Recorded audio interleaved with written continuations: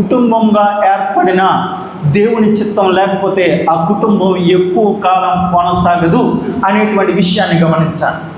ఎక్కువ కాలం కొనసాగదు, మధ్యలోనే ఆగిపోయేటువంటి పరిస్థితులు ఎందుకు ఆగిపోతూ ఉన్నాయి అని అంటే దేవుని చిత్తానికి లోబడి ఉండని కారణం చేత. దేవుని చిత్తం ఒక విశ్వాసిలో దేవుని చిత్తం ఏంటో తెలుసా? ఒక విశ్వాసి ఖచ్చితంగా ఒక విశ్వాసిని వివాహం చేసుకోవాలి, ఇది దేవుని చిత్తం. కానీ విశ్వాసులు అనబడుతున్నటువంటి వారు చాలా సందర్భాల్లో అవిశ్వాసిని వివాహం చేసుకుంటూ ఉన్నారు.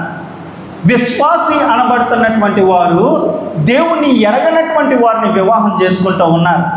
వీరి బంధం ఎక్కువ కాలం కొనసాగదు. ఎందుకో తెలుసా?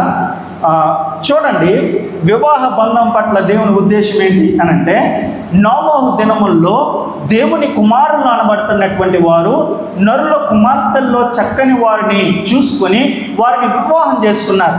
వీరు ఎక్కువ కాలం ఉన్నారా? లేరు. వీళ్ళని దేవుడు నాశనం చేశాడు. ఎందుకు అనంటే ఆ బంధం ఆయన బంధం లాంటిది కాదు. ఆయన పెట్టినటువంటి పవిత్రమైనటువంటి బంధం కాదు, అది అపవిత్రమైనటువంటి బంధం. కాబట్టి ఆ బంధం ఎక్కువ కాలం కొనసాగలేదు.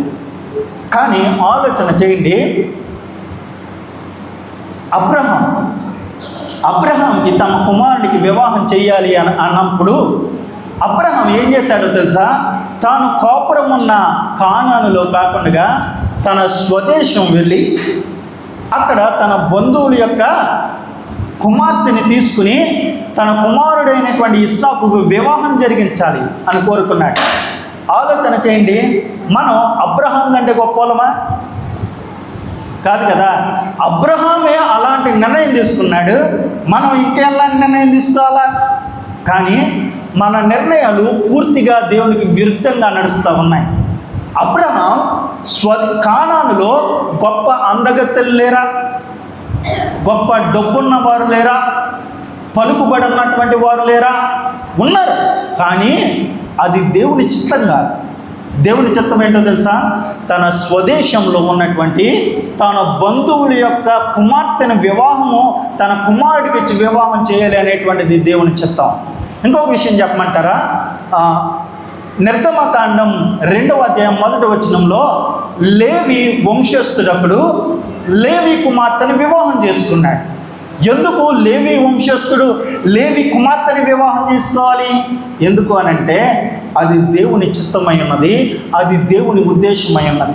కానీ ఇప్పుడున్నటువంటి పరిస్థితుల్లో ఎందుకు కుటుంబాలు నాశనం అయిపోతూ ఉన్నాయి అనంటే దేవుని చిత్తాన్ని తెలుసుకోకపోవడం. అంటే ఆలోచన చేయండి, మనం విశ్వాసులమే, కానీ మన కుటుంబంలోనికి వచ్చేవారు కూడా అదే విధమైనటువంటి విశ్వాసం కలిగినటువంటి వారే రావాలి.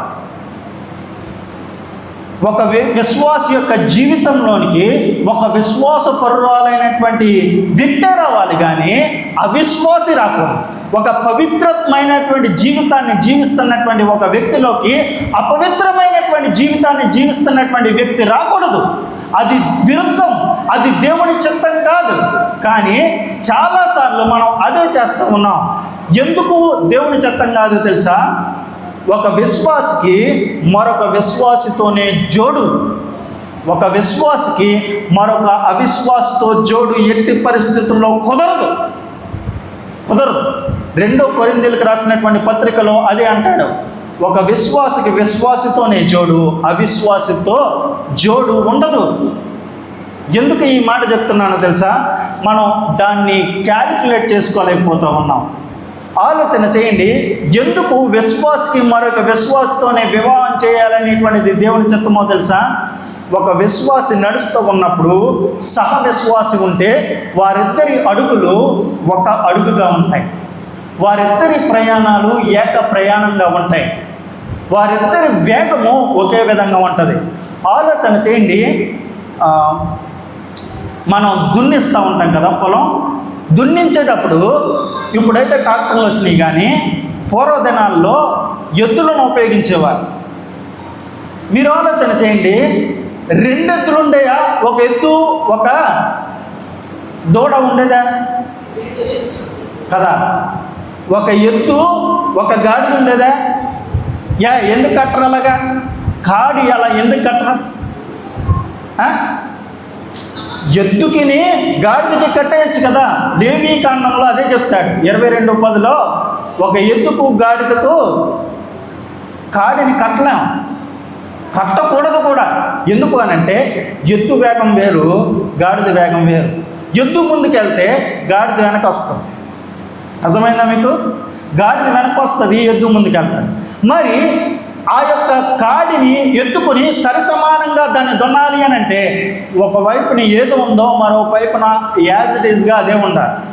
ఒకవైపున ఎద్దుంటే మరోవైపున ఎద్దు ఉండాలి కదా. అలా ఉంటేనే అరక సాగుద్ది, అలా ఉంటేనే కుటుంబం సాగుద్ది. కానీ కుటుంబాలు సాగకపోవడానికి గల కారణం ఏంటి అని అంటే ఈ వ్యత్యాసాన్ని మనం ఆలోచన చేయలేకపోతున్నాం.